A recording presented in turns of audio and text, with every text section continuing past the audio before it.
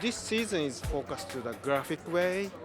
That's why, I making the very graphic hair. Center part is a very classic, clean, just only the hairspray. That's it. It's sort of Berlin in the 20s, the German expressionist films of the time. I'm a sucker for the 20s in Berlin. I love the Bauhaus at the time. I love all the sort of creative energy that was there at the time. But one movie in particular, called The Cabinet of Dr. Caligari, really struck me because it's black and white. It's super well lit, really beautiful, but done on a really small budget. So they would just find things that were around and paint it and created this kind of surreal, beautiful trompe-l'oeil sets. And the whole aesthetic of it really spoke to me. And it's a movie that I've liked for a long time. There are some highlights and colors, but it's a very sort of almost black and white collection. When we do bring in color, it's kind of muted for the most part. It has a little bit of a severity to it. I mean, I always add a sense of romance just because that's what I like, but it's a little bit stronger than some of my last collections.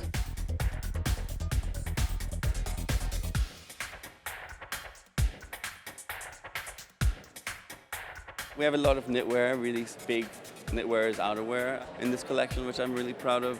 We have a lot of fabric combinations. We'll use some felt and then we'll add pieces of wash tensile onto it, a lot of applique.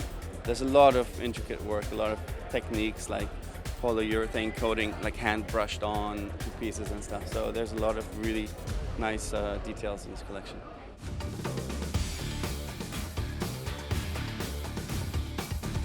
For the last, I think 5 seasons, we've been working with common projects who are just the coolest shoes that are out there.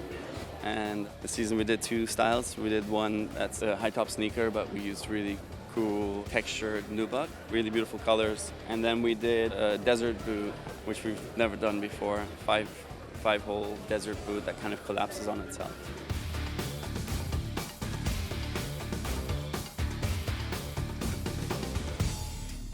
Robert Geller, like a lot of his looks, I think they're really badass looking stuff that just makes you look really different, but in such a cool way. I'm wearing these dark maroon pants with this furry kind of sweater thing and a purple belt and a hat.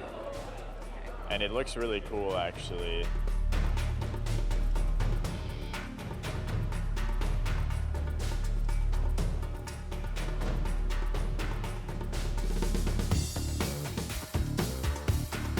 I'm wearing a pretty cool sweater with like a nice scarf and a hat, kind of nice pair of shoes. It's just kind of cool clothes, honestly. I really like Robert's stuff. It's black and red. It's a little extra long on the sleeves, and so what ends up happening is it's got a kind of a cool winter effect. Yeah, he makes some really cool clothes. I mean, I've seen everyone's pictures here, and I mean, all the stuff looks really wicked. I'm looking forward to kind of just seeing what everyone's got and just kind of get changed into it. It's gonna be cool.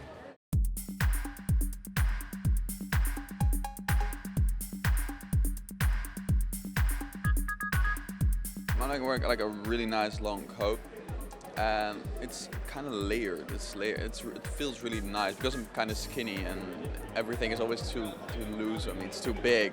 Right now it feels good. It's fitted, yeah. It's grayish brown pants, and I think they're looser too. So it's really fitted like on top, and then jeans are really loose.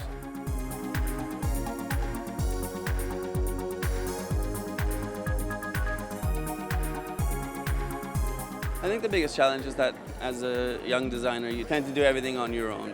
You have to be a really good designer to begin with. You have to be good with the press. You have to be a good businessman. You have to be good at production. There's a million different parts that you have to play.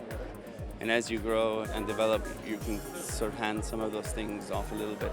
But it's tough because you have to be good at a lot of different things. And you have to be lucky on top of it all.